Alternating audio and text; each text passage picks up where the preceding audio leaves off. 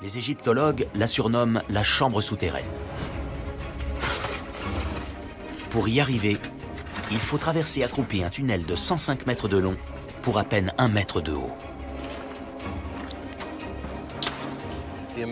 Ce qu'il y a d'étonnant dans la chambre souterraine, c'est qu'elle n'est pas terminée. Cela nous permet de voir exactement comment ils travaillaient. Ils ont taillé la pierre avec un gros marteau, fait d'une roche plus dure, comme la diorite, ou avec un ciseau pointu. Et les stries que vous voyez ici, ils les ont laissés en grattant la roche. Il s'agissait sûrement du travail d'une seule personne.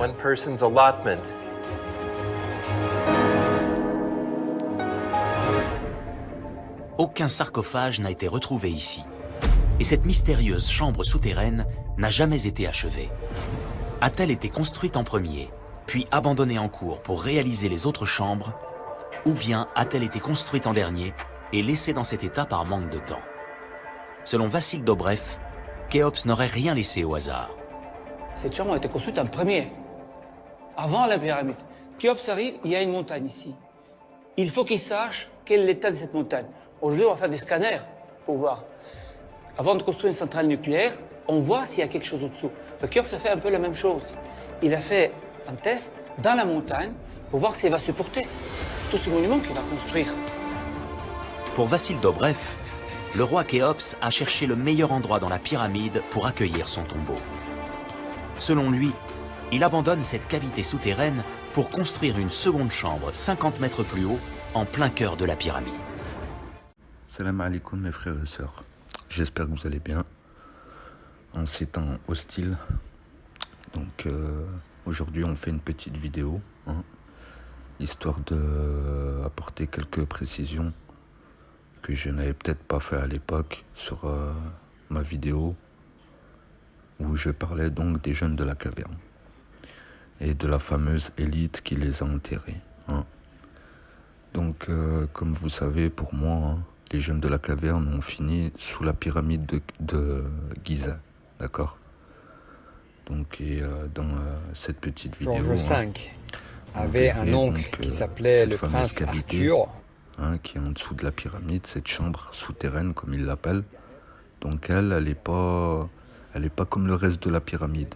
Donc si vous connaissez un minimum les Égyptiens et leur façon de concevoir les pyramides, donc vous savez qu'ils aiment la perfection, d'accord?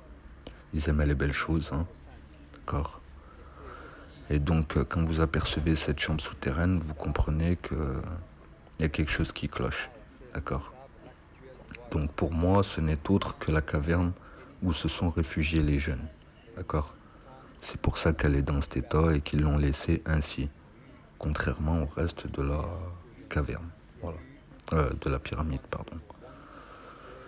Et donc l'élite, donc l'élite de l'époque, voilà, c'était pour vous montrer leur lignée un peu aujourd'hui. Donc cela se poursuit, d'accord? Quand Allah il parle de l'élite, il parle de ceux qui sont au sommet, d'accord? Pas des petites marionnettes que vous pouvez apercevoir à droite et à gauche, ok? Donc l'élite, c'est elle qui a décidé le sort des jeunes, ok? Et donc ces jeunes, ce qu'il faut savoir, c'est que ils ont eu un sort, d'accord? Donc la personne qui leur dit de faire attention à ne pas se faire attraper, il leur dit que s'ils se font attraper, soit ils se feront lapider, soit ils les ramèneront à leur religion, d'accord?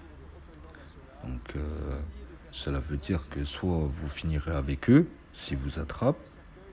Donc si par exemple, je prends un exemple aujourd'hui, donc on va vous imposer le vaccin, d'accord?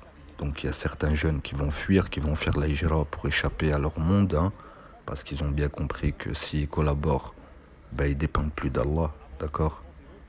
C'est la ligne rouge à pas dépasser, ok?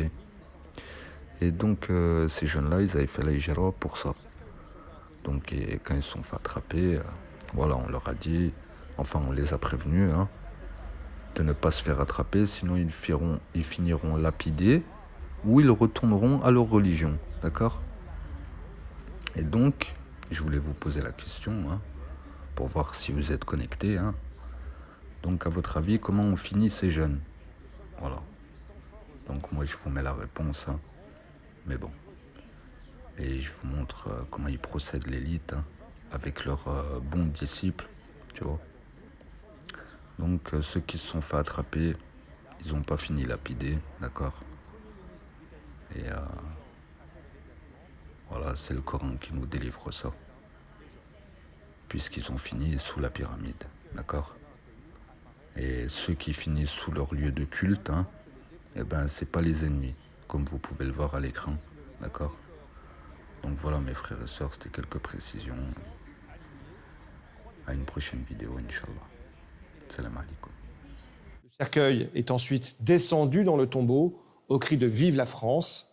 La sépulture est alors scellée par cette grande dalle de granit qui porte l'inscription « Ici repose un soldat français mort pour la France ». 1914-1918. Désormais, plus aucune armée ne défilera sous l'Arc de Triomphe.